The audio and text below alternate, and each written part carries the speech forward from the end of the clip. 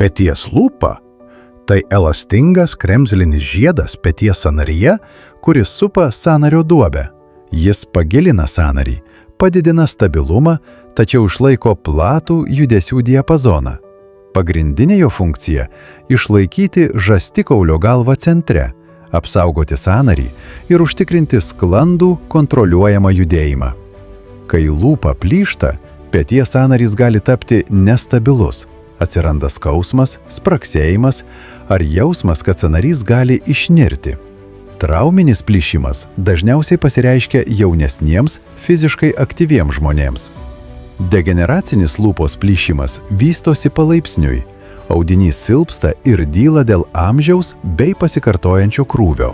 Kai lūpa nebegali tinkamai palaikyti sąnario, žastikaulio galva gali slysti arba dalinai išnirti. Sunkesniais atvejais pasikartojantys išnirimai gali sukelti mentės sąnarinės duobės kaulo pažeidimą.